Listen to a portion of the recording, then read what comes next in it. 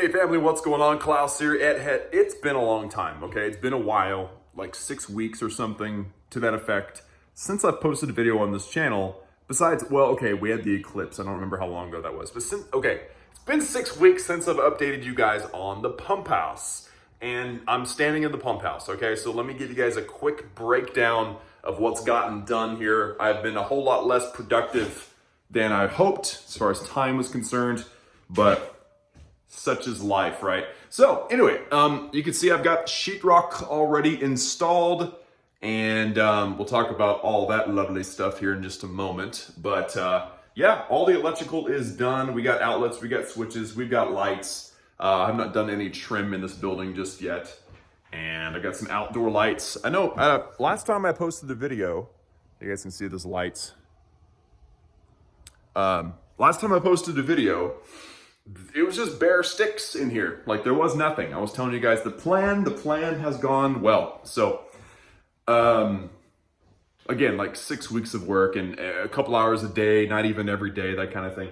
Now, you're probably wondering about all of this, okay? So let me see about, I'm just gonna keep this front facing camera so that you guys can see this. So if I bounce over to, let me back up toward the wall here.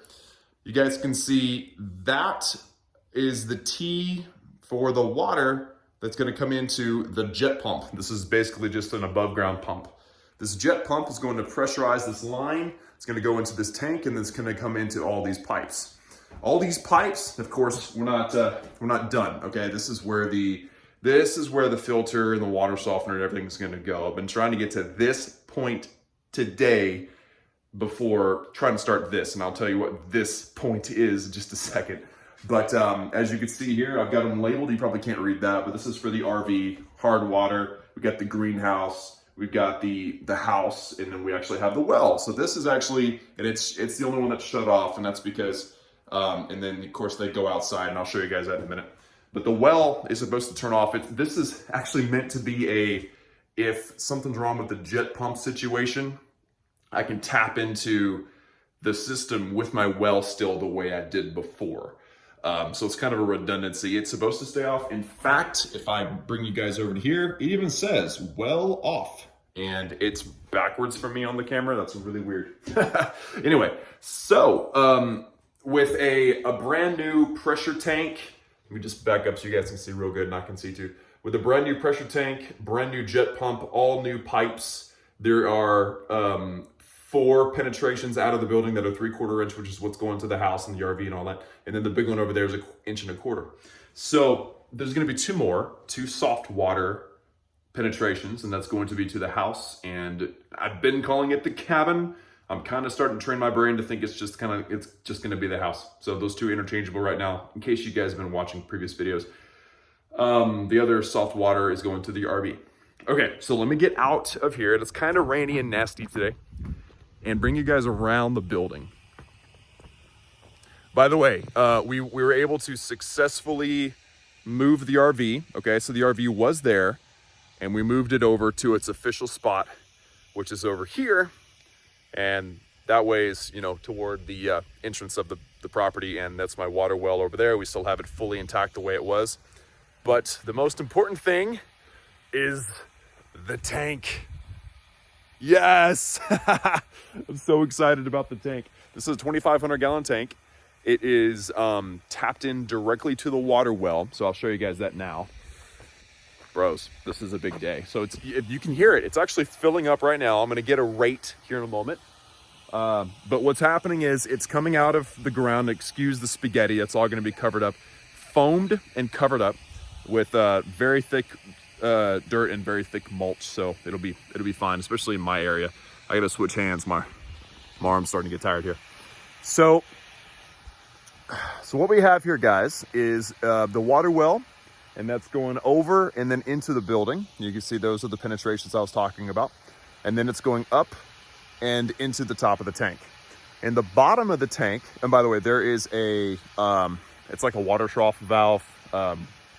It's not great, but it needs electricity, so I figured I'd try that first. It was only like 30 bucks. Anyway, so the tank's gonna fill up, and then it's gonna come out of this 1.25 inch pipe, go down and over, and then into the jet pump. So that's where that is. Everything else is just the various circuits. It's not the right word, but circuits, that's fine.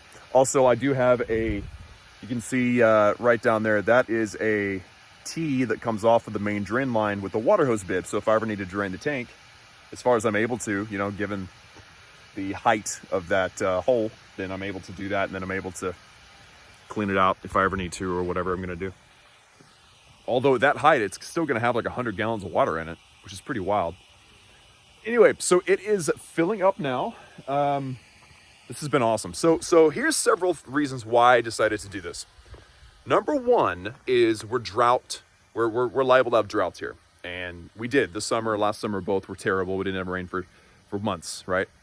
And so what I thought was if we run out of water, at least we'll have 2,500 gallons, right? That'll last us, if we don't change the way we live, my theory is that'll last us at least a week or two. And if we change the way we live, because we're in a drought, then we'll use a lot less water and we'll make it last a months, something like that. So that's good. That's water security, right? Like if the grid goes down, if our electricity goes out, and we got no way to get water out of the well, which is 800 feet down, at least we'll have this thing full of water, right? And that's smart, I think. Number two is it's a well saver. So I haven't explained this just yet, but the water well being 800 feet down, it runs like 25, 30, 40 times a day, depending on what we do with it. And so the issue with that is if the well ever dies, because it's running constantly and off and on, off and on, off and on, then we're gonna have to pull it and replace it and fix it, the pump. But if we set it up on something like this, then I can actually put it on a timer, which is what I'm gonna do, and it will only run once a day, probably in the middle of the night sometime. And what that'll do is allow us to control how often our pump turns on. So like throughout the day, the level will drop a little bit, and then at 3 a.m. or whatever time, it'll fill back up. Or maybe I'll do it like right first thing in the morning. That way I can be aware of it and monitor it whenever I feel like it. So that is, that's that. And the other thing is we needed water treatment. And so, you know, doing it in the building. So tying it all together was really a big deal. And now, now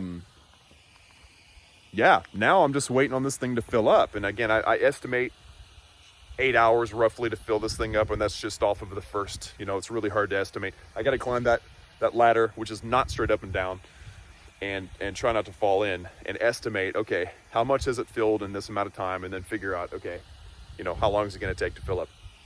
My first guess was 8 hours, but who knows. Also really hope there's no leaks in the tank. I know I never thought about that. Probably should have tested that first. Anyway, so that is what's going on, guys. The pump house is functional. It's about to be functional. I have not yet turned on the jet pump, but so far so good. Only one leak, and that is on a threaded piece that's at the very top. So I'm gonna have to cut that, thread it on a little tighter, and then join it somehow. It's gonna be terrible. Hate it. Hate threaded stuff. It always leaks. And I gave that a lot of gusto. Okay, a lot of gusto.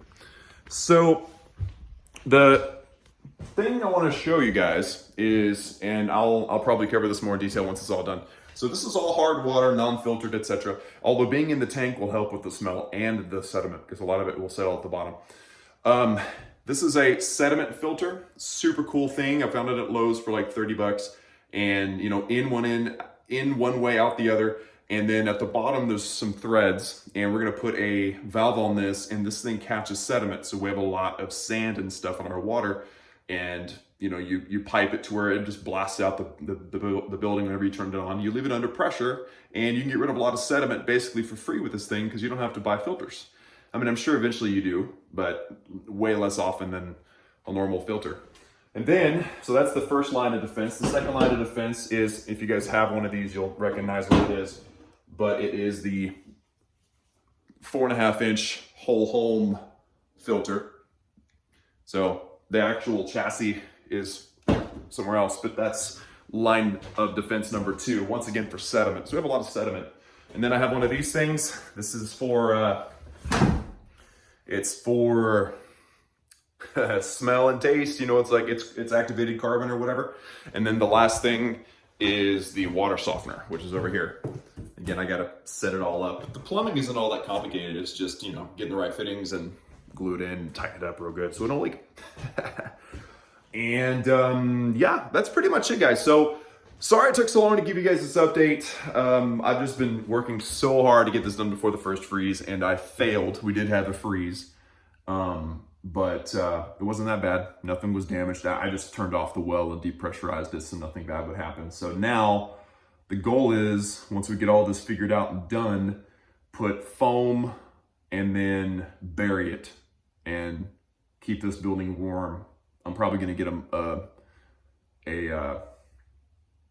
I can't even think right now, mini split. There you go. Probably get a mini split and put it in here for the heating and cooling during the summer. And yeah, that is what I've been up to, guys. If you have any questions or if something wasn't super clear about what I did, let me know in the comments. I'll answer comments as best I can. And I would have loved to have shown you guys the work, but it's my first time doing any of this. Like, I actually have really never even done PVC glue type of stuff before. I've done all my own electrical for a long time, never had any issues.